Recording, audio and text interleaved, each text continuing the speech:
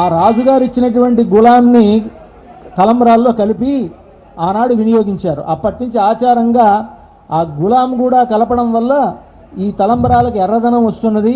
ఆ ఎర్రనైనటువంటి అక్షతలు ఒక శ్రీరామనవమి నాడు మాత్రమే భద్రాచలంలో ఆనాడు తానీషా ఏర్పాటు చేసినటువంటి ఆయన యొక్క గుర్తుగా, ఆయన భక్తికి గుర్తుగా వినియోగించడం జరుగుతున్నది.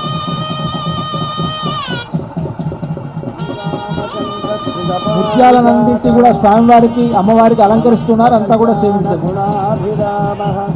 సీతాముఖాంభోరుహచంచరీకః నిరంతరం మంగళమాతనోతు.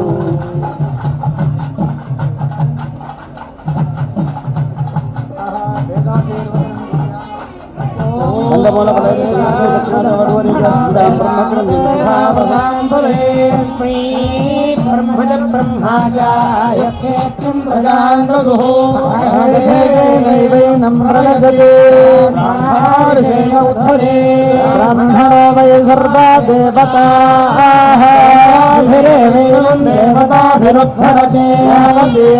దేవతాస్తాః సర్వా వేద విధి బ్రాహ్మణే వసంతే. బ్రాహ్మణేభ్యో వేదవిభ్యో దివే దివే నమస్కుర్యాన్న శ్రీరంగే త్వయే దేవతా ఏవ దేవతా ప్రీణాతి. త్వాసకం సంత్వాసించామి సించామి త్వాసకం సంత్వాసించామి సించామి సించామి త్వాసించామి యుధా సించామి త్వాసించామి యుధా సించామి సించామి యజుషా ప్రజాం ప్రజాం యజుషా సించామి సించామి యజుషా ప్రజాం ప్రజాం యజుషా ప్రజానాయరాయ ప్రజా యజుషా ప్రజానాయు ప్రజాం ప్రజామాయుద్ధనం ధనమాయ ప్రజాం ప్రజామాయుద్ధనం యుద్ధనం ధనమాయురాయుద్ధనం చ ధనమాయురాయుద్ధనం చ ధనం ధనం చేతి చావసీయ ఆయత్ సంభూతం భూతం చిత్రకేతు ప్రభానాభాన్ సంభాగుస్తేజస్వారాతమగ్రస్తపన్న రోచనో రోచమాన శోభన శోభమాన కళ్యాణ భవతి శతాయ పురుషేంద్రియ ఆయుష్యేవేంద్రియే ప్రతిష్టతి దీర్ఘాయురారోగ్యమఖండభూతిం సామ్రాజ్య బుద్ధిం సకలేష్ట సిద్ధిం కళ్యాణ బుద్ధిం సుతపోష వృద్ధిం భద్రాద్రిరామో సదావహ వనమాలీ గదీశార్ంగీ శంఖీ చక్రీ చ నందకీ శ్రీమాన్నారాయణో విష్ణుర్వాసుదేవో విరక్షతు.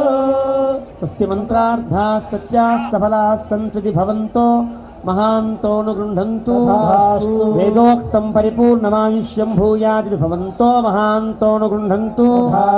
కళ్యాణకర్తॄణాం కళ్యాణ ద్రష్టॄణాం కారయితॄణాం చ క్షేమస్థైర్య ధైర్య వీర్య విజయాభయాజురారోగ్య ఐశ్వర్యాభివృద్ధిర్భూయాది భవంతో మహాంతోను గృహంతు. శ్రీ భద్రాచల శ్రీ సీతారామచంద్ర స్వామి కరుణాకటాక్ష ద్వారా సర్వాభీష్ట సిద్ధిరస్తు. తలంబ్రాలు చాలా గొప్ప ప్రక్రియ, గొప్ప ఆచారం, గొప్ప వైదికమైనటువంటి ఒక పద్ధతి. అది ఆనందం వెల్లివిరిస్తే దంపతులు ఏమి చెయ్యాలో కూడా వాళ్ళు చెప్పారు. ఇష్టం వచ్చినట్టుగా బట్టలు చింపుకోవడమో జుట్టు వెరిపోసుకోవడమో కాదండి. ఆనందం ఎక్కువైనప్పుడు ఏం చెయ్యాలి, మనం దేనివల్ల అయితే బతుకుతున్నామో ఆ ధాన్యాల్లో మనం తడవాలి, ధాన్య స్నానం చెయ్యాలి. అది మహాదానందానికి గుర్తు. మనం తినే అన్నం బియ్యం కదా, కాబట్టి ఆ బియ్యమును నెత్తి మీద పోసుకొనుట మనలో కలిగిన మహదానందానికి గుర్తని తలంబ్రాలు ఏర్పాటు చేశారు. తలంబ్రాలు అంటే అర్థం తలపై ప్రాలు బియ్యము, తలపై పోసుకునే బియ్యాన్ని తలంబ్రాలు అని అంటారు. ఆ తలంబ్రాలు మనకి మనం పోసుకుంటే ఎక్కువ పోసుకుంటాం. మన పెద్దవాళ్ళు మన మీద వేస్తే కొద్దిగా వేస్తారు, దానికి అక్షింతలు అని పేరు. ఇది అక్షంతలే అది అక్షింతలే, దీనికి తేడా ఏంటి? మనలో కలిగిన ఆనందానికి ప్రతీక తలంబ్రాలు, మనకి ఆనందం శాశ్వతంగా ఉండేటట్టుగా చేసేవి అక్షతలు. అందువల్ల ఆశీర్వచనం చివరిలో జరుగుతుంది.